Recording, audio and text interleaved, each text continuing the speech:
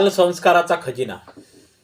आजच्या विज्ञान युग ज्याला म्हणतो आपण, या विज्ञान युगामध्ये आयुष्य किंवा जीवन अत्यंत धडपडीचं झालं आहे.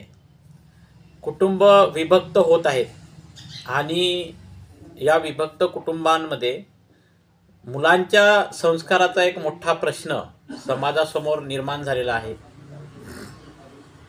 नवी पिढी घडत असताना, विकसित होत असताना त्या पिढीवरती, त्या मुलांवरती संस्कार करणं फार मोलाचं आणि गरजेचं झालेलं आहे. अत्यंत गरज आता या काळामध्ये बालसंस्काराची झालेली आहे. आणि पाल्य आईवडील यांच्यासमोर कुठलाही पर्याय उपलब्ध नाही. बाजारामध्ये अनेक पुस्तकं आहे, पण त्या पुस्तकामधील मार्गदर्शन आणि परिस्थिती यामध्ये फार अंतर आहे. अशा पद्धतीच्या आणि या सगळ्या चंगळवादामध्ये एक नवीन पुस्तक बाजारामध्ये आलेलं आहे. या पुस्तकाचे लेखक आहे चंद्रकांतजी जाधव. चंद्रकांतजी जाधव हे चंद्रपूर येथील आहे आणि इंजिनिअरिंग मधून आलेले आहे. या पुस्तकामध्ये त्यांनी छत्रपती शिवाजी महाराज यांना घडवणाऱ्या चळवळी, आईवडील यांचं अत्यंत समर्पक असं विश्लेषण दिलेलं आहे.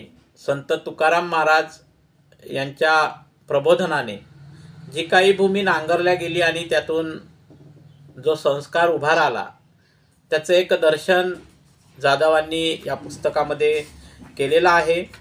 त्याचबरोबर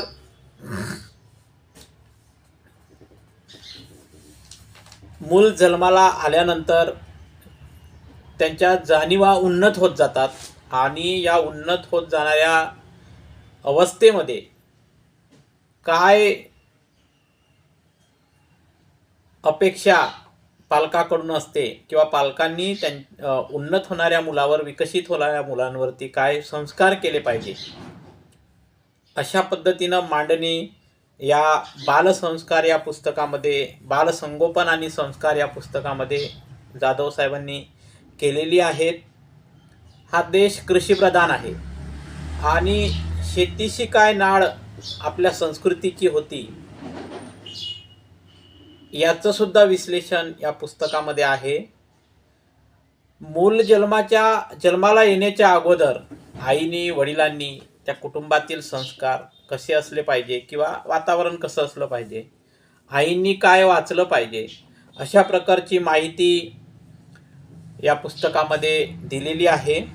आणि अगदी 1 वर्षापासून तर 25 वर्षापर्यंत अशा वयामध्ये, वेगवेगळ्या अवस्थेमध्ये मुलांना काय दिलं पाहिजे, शिक्षण म्हणून काय दिलं पाहिजे, संस्कार म्हणून काय दिलं पाहिजे, रोजच्या जीवनामध्ये ज्या घडामोडी आहे त्या कशा असल्या पाहिजे, अशा प्रकारची एक इत्थंभूत माहिती बालसंस्कार, बालसंगोपन, शिक्षण आणि संस्कार या पुस्तकामध्ये चंद्रकांतजी जाधव साहेब यांनी केलेली आहे. अत्यंत उत्कृष्ट असलेले हे पुस्तक पालकांनी वाचावं ही विनंती. धन्यवाद.